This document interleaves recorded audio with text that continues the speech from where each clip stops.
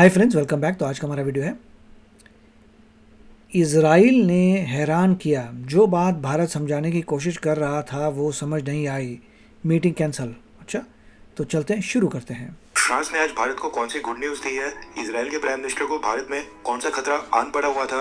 और चाइना की चालाकी। फ्रांस हमें क्या गुड न्यूज़ देगा बॉस? हम तो 24 घंटे फ्रांस को गुड न्यूज़ देते हैं।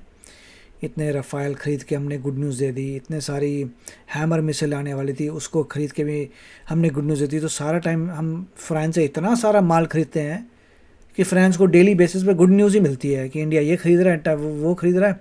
उनकी आधी इकॉनमी तो उसी से चल रही है कि इंडिया उनसे माल ख़रीदता है। ने एंड मोमेंट के ऊपर अपने ब्रह्मोस मिसाइल्स को क्यों रोक दिया? और भी काफी इंपॉर्टेंट अपडेट्स आ रही हैं जो आपको मेन स्ट्रीम के न्यूज चैनल्स के ऊपर भी देखने को नहीं मिलेंगी, इसलिए वीडियो को एंड तक देखिएगा। सबसे पहले बात करते हैं भारत और फ्रांस के बारे में, क्योंकि जिस तरह से भारत ने रशिया के साथ मिलकर ब्रह्मोस मिसाइल के लिए जॉइंट वेंचर स्टार्ट किया था, सेम वैसा ही स्टेप आज भारत ने फ्रांस के साथ मिलकर उठाया है। और करेक्ट, तो फ्रांस को तुम बड़ा खुश कर रहे हैं। ये स्टेप है हैमर मिसाइल्स को लेकर, जो कि अब मेड इन इंडिया के तहत भारत में मैन्युफैक्चर होंगी। भारत की स्टेट रन यानी कि सरकारी कंपनी भारत इलेक्ट्रॉनिक्स लिमिटेड और French firm साफ्रान electronics and defence ने आपस में एक एग्रीमेंट साइन करके इससे सैफरन को कितना फ़ायदा होगा, कहाँ उनकी इकॉनमी डूब रही है और कहाँ उनकी इकॉनमी शाइन करेगी because of India. Joint venture स्थापित कर लिया है। इस जॉइंट वेंचर में दोनों कंपनीज मिलकर भारत में हैमर मिसाइल्स मैन्युफैक्चर करेंगी। दोनों कंपनीज की शेयर होल्डिंग 50-50% की होगी। आपकी जानकारी के लिए बता दूं कि hammer missiles Rafale fighter jets के ऊपर फिट होती हैं और ये एयर टू सरफेस मिसाइल्स हैं, यानी राफेल फाइटर जेट्स हवा में से इनको फायर करके जमीन के ऊपर एनिमी के टारगेट्स को, और हमने वीडियो किया था, और तेजस में भी लगेंगी ये, निशाना बनाता है। भारत इनको तेजस फाइटर जेट के साथ भी इंटीग्रेट कर रहा है। करेक्ट। रिसेंटली ऑपरेशन सिंदूर में भी भारत ने पाकिस्तान के टारगेट्स को हिट करने के लिए हैमर मिसाइल्स का इस्तेमाल किया था। भारत ने जब फ्रांस के साथ राफेल फाइटर जेट्स परचेज करने की डील साइन की थी, उस समय हैमर मिसाइल्स पैकेज का हिस्सा नहीं थी। ये काफी कॉस्टली थी, इसलिए इनको उस डील में इंक्लूड नहीं किया गया था।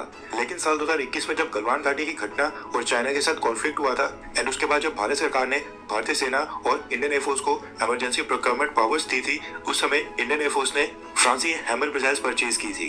कहने का मतलब है कि इंडियन एयरफोर्स भी इन मिसाइल्स को बैक कर रही है। कहने का मतलब ये है कि इंडिया जो है फ्रांस की इकॉनमी को चला रहा है। भारत में बनने वाली हैमर मिसाइल्स में इंडिजिनाइजेशन कंटेंट 60% का होगा, यानी कि 60% कंपोनेंट्स और पार्ट्स भारत से प्रोक्योर किए जाएंगे। अभी ऐसे ही चलेगा, धीरे धीरे 100% में पहुंचेंगे और बाकी फ्रांस से इंपोर्ट किए जाएंगे।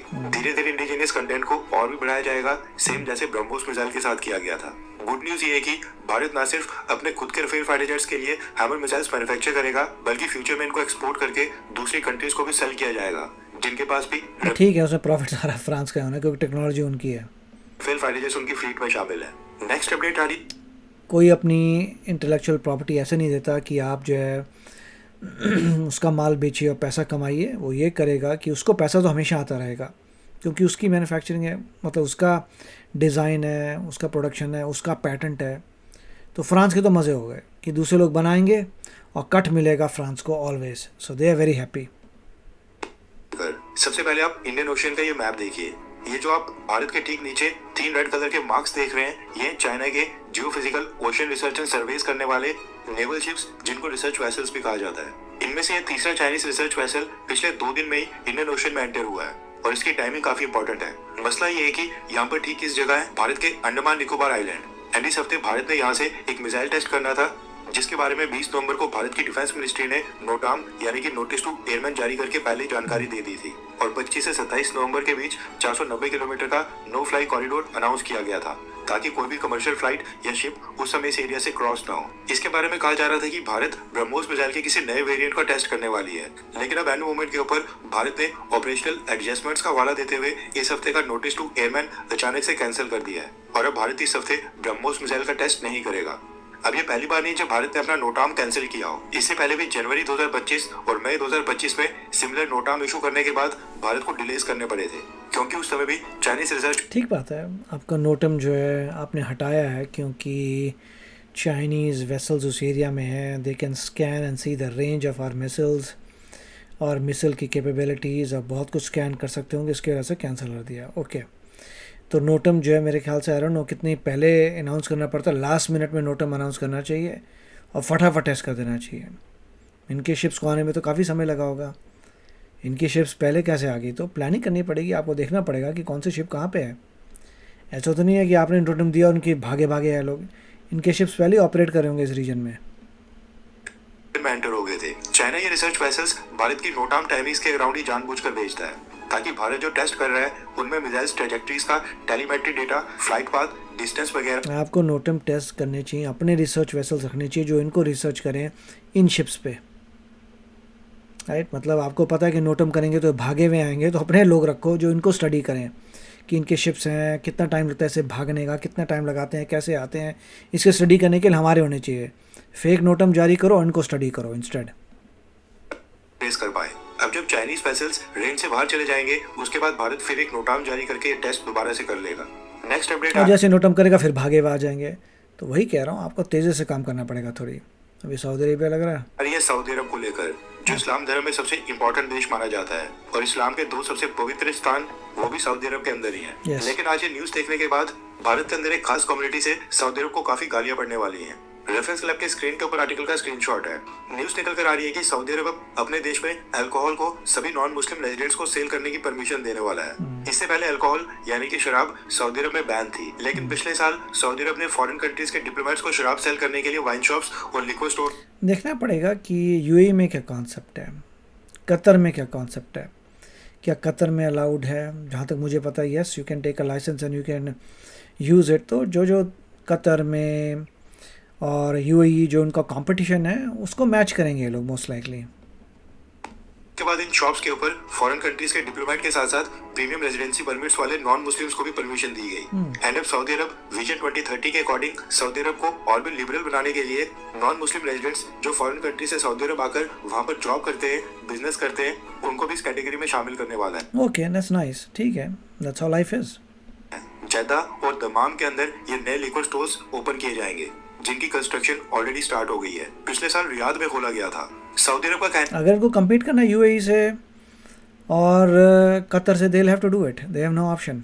है कि वो बस नॉन मुस्लिम्स को अल्कोहल परचेज करने की परमिशन दे रहे हैं, ऐसे में वो हराम बिल्कुल नहीं कर रहे हैं। नेक्स्ट अपडेट आ रही है भारत और इजराइल को लेकर। रेफरेंस क्लब के स्क्रीन के ऊपर आर्टिकल का स्क्रीनशॉट है। न्यूज निकल कर आ रही है कि इजराइल के प्राइम मिनिस्टर बेंजामिन नेतन्याहू ने अपने दिसंबर महीने की भारत की यात्रा को कैंसिल कर दिया है। न्यूज आ रही है कि बेंजामिन नेतन्याहू मिड दिसंबर में 5 से 6 दिन की लंबी भारत यात्रा के ऊपर आने वाले थे।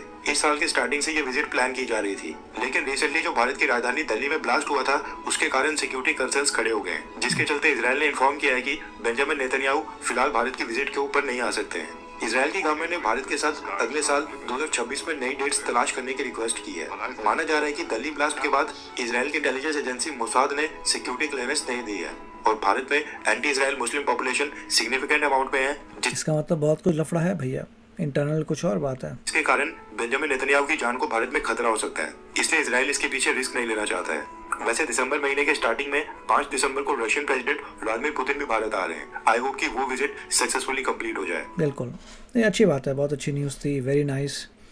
और इसमें यही है कि पहली जो बात आई थी वो तो हमने कवर की हुई थी, जो आपको ऑलरेडी मालूम है कि हैमर मिसाइल ले रहे हैं, फ्रांस की हम इकॉनमी चला रहे हैं ज़बरदस्त। फ्रांस बहुत खुश होता है क्योंकि हम माल ख़रीद रहे हैं, दैट इज़ ट्रू। और उसके बाद जो बात कर रहे हैं कि ये थोड़ी शॉकिंग थी मेरे को खबर कि जो दिल्ली का ब्लास्ट हुआ है उसके बारे में मोसाद को हमसे ज़्यादा पता है, या उनको लग रहा है कि बहुत डेंजरस है कि मिस्टर नेतन्याहू नहीं आ सकते, क्लियरेंस नहीं दी है। इसका मतलब there something else going on, जिसकी वजह से उनको थ्रेट लगा। हमको लग रहा है कि थ्रेट ठीक है, हमने सब कुछ कर दिया, इन्वेस्टिगेशन जारी है, मगर यहाँ पे मिस्टर नेतन्याहू को लग रहा है कि कोई और इन्फॉर्मेशन मिली है जिसकी वजह से ही इज़ नॉट कमिंग। सो ये मुझे शौक लगा। और दूसरा, यस, फ्रांस का माल तो हम ख़रीद रहे हैं। आई होप कि वन डे हमें कुछ ख़रीदना ना पड़े किसी और से, सब कुछ हम स्वदेशी बनाएं और उसी में कंट्री की पावर आएगी। और मिस्टर पुतिन आ रहे हैं India, that's also very nice to see. तो आप बताइए आपके क्या विचार हैं। मिलेंगे अगले वीडियो में, टेक केयर, बाय बाय। तो अगर आप मेरे इस चैनल पे नए हो तो जल्दी से सब्सक्राइब के बटन को हिट करो और बेल आइकन को क्लिक करो ताकि आपको मेरा जब नया वीडियो मैं लगाऊं आपको उसके बारे में जल्दी से पता चल जाए।